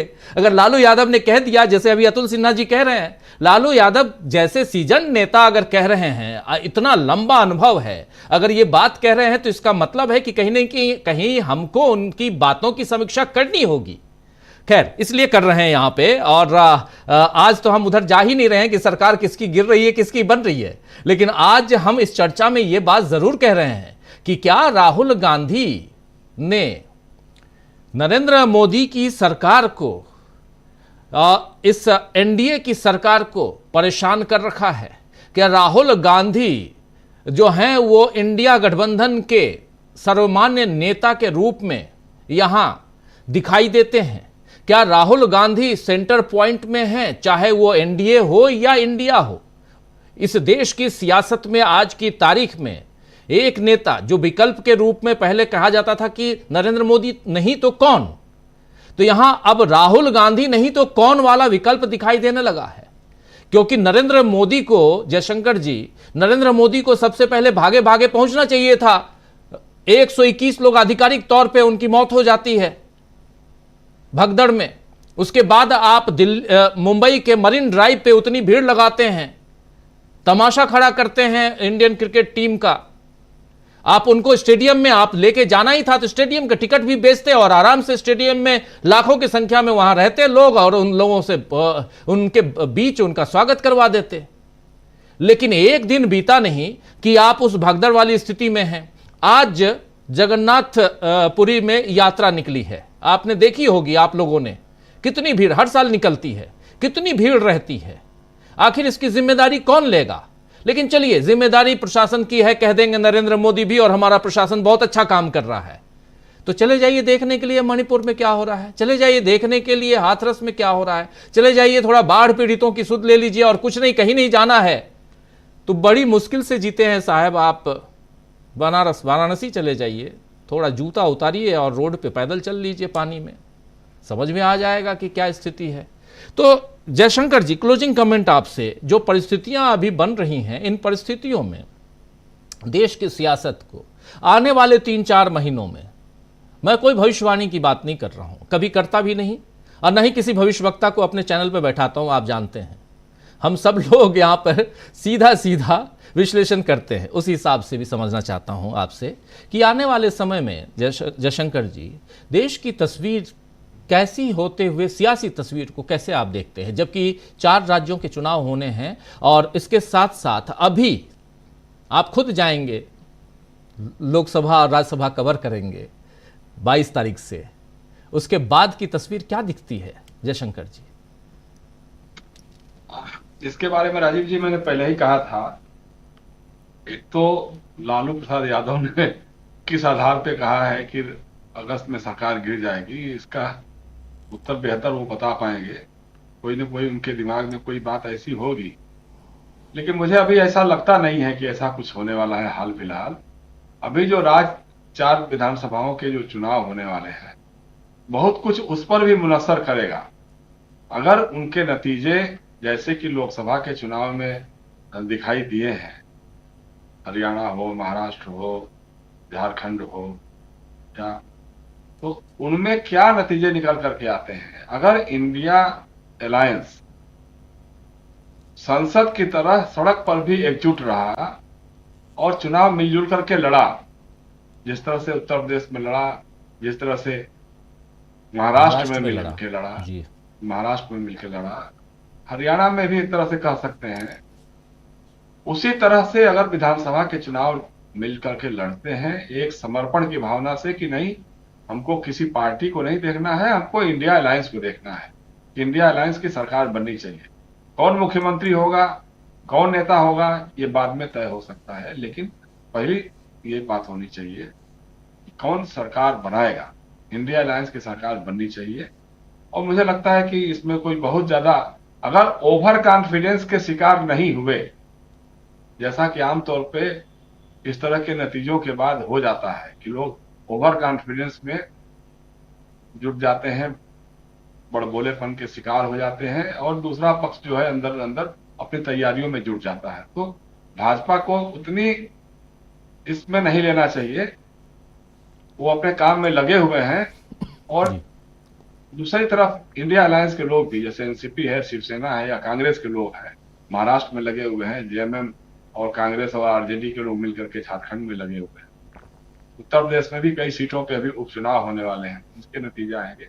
अगर विधानसभा चुनाव के नतीजे इंडिया अलायंस के पक्ष में निकल करके आते हैं, तो भारतीय जनता पार्टी और उसके नेतृत्व वाले राष्ट्रीय जनतांत्रिक गठबंधन में दरारें बढ़ेंगी, और लोगों को भरोसा हो जाएगा कि अब ये आदमी चुनाव जिताने की स्थिति में नहीं रह गया है। दूसरी बात यह है कि देखिए, ये तो जग जाहिर है, जिस तरह से लोकसभा का चुनाव लड़ा गया उसमें, और उसके चुनाव नतीजों के बाद राहुल गांधी न सिर्फ इंडिया अलायंस बल्कि देश के एक नेता के रूप में उभर करके आए हैं, इसमें कोई दो राय नहीं है, और इसको हमको ज्यादा इसको तूल देने की जरूरत भी नहीं है। इंडिया अलायंस में क्या होगा क्या नहीं होगा, अभी बहुत लंबा समय है, कब लोकसभा के चुनाव होंगे, कब नेता पद का ये फैसला होगा। लेकिन ये बात सही है कि राहुल गांधी ने अपनी सक्रियता के जरिए, चाहे वो संसद के भीतर हो या संसद के बाहर सड़क पर भी हो, अपने को एक वैकल्पिक नेतृत्व के रूप में पेश किया है। इसमें कहीं कोई दो राय की बात हो ही नहीं सकती है। और लेकिन एक चीज जरूर है कि इंडिया अलायंस जो है, इंडिया जिसको कहें, उसका एक मैकेनिज्म साफ तौर पे उभर करके आना चाहिए। परामर्श और संवाद लगातार होते रहना चाहिए। विभिन्न विषयों पे जब भी कोई रणनीति बनती है, संसद के भीतर बने या संसद के बाहर बने, उस पे आपस की चर्चा हो जाए। चर्चा के बाद कुछ उसका एक ज्वाइंट रणनीति, संयुक्त रणनीति निकल करके आए। क्योंकि संसद में जिस ढंग से हमने एकजुट विपक्ष देखा, उसी ढंग हम शुरू से ही कहते रहे, चुनाव के, लोकसभा के चुनाव के समय भी कहते रहे, बार बार इस पे एम्फसाइज करते रहे कि इंडिया अलायंस को एकजुट एक मंच पे दिखना चाहिए। मेरी राय रही लगातार कि भाई अगर जयपुर में, अगर भोपाल में, अगर मुंबई में, अगर कलकत्ता में, अगर पटना में, चेन्नई में, बेंगलुरु में, हैदराबाद में, तमाम राजधानियों में अगर इंडिया अलायंस के जो मुख्यमंत्री हैं, इंडिया अलायंस का जो नेतृत्व है, अगर एक मंच से अपनी बात करता है तो उसको आप खारिज नहीं कर सकते। उसको न तो हमारा मीडिया खारिज कर सकता है और जनता में उसका एक अलग ढंग का संदेश जाएगा। अभी भी मैं यही कह रहा हूं कि अगर आप मिल करके काम करें, एकला चलो और बाकी लोग फॉलो करें, तो वो बहुत कारगर होता नहीं है। इसलिए मिलजुल करके आपस में समन्वय और संवाद के जरिए आपको एक तो बनाना पड़ेगा उसको।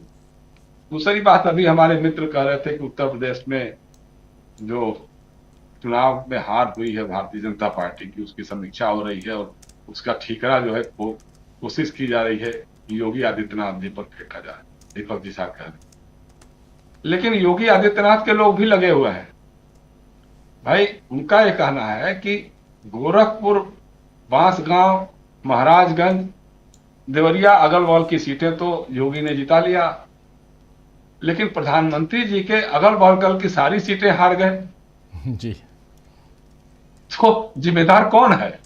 चंदौली हारे आप, गाजीपुर हारे आप, जौनपुर हारे आप, आजमगढ़ हारे आप, मछली शहर हारे आप, इलाहाबाद हारे आप, श्रावस्ती हारे आप, प्रतापगढ़ हारे आप, अमेठी हारे आप, सुल्तानपुर हारे आप, आपकी स्मृति ईरानी हार गई,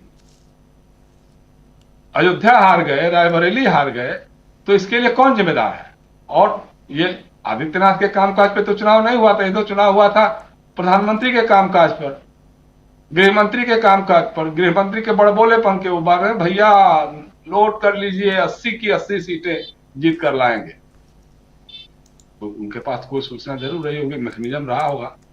तो जिम्मेदारी अगर तय होनी होगी तो फिर बड़ा बवाल मचेगा। मतलब योगी को आप इतनी आसानी से खारिज कर देंगे उत्तर प्रदेश में, मुझे आज की तारीख में अभी फिलहाल नहीं लग रहा है।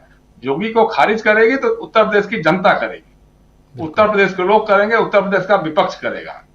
वो ये हो सकता है, लेकिन भारतीय जनता पार्टी के अंदर अगर इस तरह की कोई बात हुई तब बवाल बहुत भारी मचेगा, इसमें कहीं कोई दो राय नहीं। तो मेरा मानना यही है कि देखिए, सरकार का औरा कमजोर पड़ेगा, प्रधानमंत्री की हैसियत कमजोर पड़ेगी, कमजोर हो चुकी है। संसद के अंदर जिस ढंग का उनका भाषण था लोकसभा में या राज्यसभा में, बहुत ही उबाऊ, थकाऊ और मतलब अनाप शनाप जिस ढंग से उन्होंने बातें करी, तो लोगों में लग गया कि अब इस आदमी के पास कोई कंटेंट नहीं है, कुछ कहने को नहीं है, कुछ बताने को नहीं है। भविष्य की राजनीति के बारे में, देश की राजनीति को भविष्य में किस तरफ ले जाएंगे, इस तरह की कोई सोच नहीं है, कोई दिशा नहीं है। और काशी को तो क्योटो बना रहे थे, आपने कहा ना कि भाई नंगे पांव घूमना चाहिए, एक बार उनको अयोध्या में भी जाना चाहिए। अयोध्या में जिस ढंग से उन्होंने प्राण प्रतिष्ठा करवाई एक अधूरे मंदिर में, और जिस ढंग से वहां अयोध्या वासियों को लूटा गया, उनकी जमीनें ले गई, एक्वायर कर ली गई, अधिग्रहित कर ली गई, पैसे नहीं दिए गए, और ये सारा काम गुजरात के लोगों ने किया। रामपथ का निर्माण गुजरात के ठेकेदारों ने किया। तो इस पर जवाबदेही तो बनेगी। अब ये सवाल कल को, आज नहीं तो चलो, इस बार तो सेशन छोटा सा था, ज्यादा बात नहीं हो पाई, लेकिन बजट सत्र में तो इस पर चर्चा होगी और फिर आप कटघरे में खड़े नजर आएंगे। मणिपुर के बारे में आपको बताना पड़ेगा कि भाई आप क्यों नहीं जा पाए। हाथरस के बारे में एक बार आपको बताना पड़ेगा कि जिस समय हाथरस में लोग दम तोड़ रहे थे, चीख पुकार कर रहे थे, जान बचाने की कर रहे थे, और आपके अस्पताल में वहां एक डॉक्टर था, सिर्फ कोई व्यवस्था नहीं थी, पुलिस प्रशासन ने उसको मैनेज नहीं किया। आज तक वो बाबा भागा हुआ फिरा हुआ है, कहां है पता नहीं है। और आप अपने घर में बैठ करके क्रिकेटरों का स्वागत कर रहे थे, उनको मिठाइयां खिला रहे थे। ठीक है, भारतीय टीम ने बहुत वर्षों के बाद T20 का फाइनल मैच जीता है, विश्व कप जीता है, अच्छी बात है, हम सारे भारतीय उसको लेकर के खुश हैं। लेकिन हम भारतीय हाथरस के पीड़ितों के साथ गमजदा भी हैं, दुखी भी हैं, हमारे आंसू उनके साथ जुड़ रहे हैं, तो इस देश का प्रधानमंत्री की क्या जरूरत ये नहीं थी? उनकी चिंता का विषय नहीं होना चाहिए था? ऐसी तमाम घटनाएं, रेल दुर्घटनाएं लगातार हो रही हैं, इस पर भी कभी कोई बात ही नहीं आ रही है, और लगातार हो रहा है। साहब बहुत बढ़िया, रेलवे तो इतना अच्छा कर रहा है काम। तो ये सारे एक एक सवाल हैं। इन सारे सवालों पे मुझे लगता है कि संसद के अंदर बहुत ही आक्रामक विपक्ष और बौखलाहट में प्रतिक्रिया करने वाली सरकार दिखाई दे सकती है। उसमें जितनी बौखलाएगी उतना ही फंसते हुए चली जाएगी। तो इनका हाल बहुत अच्छा तो नहीं होने वाला है।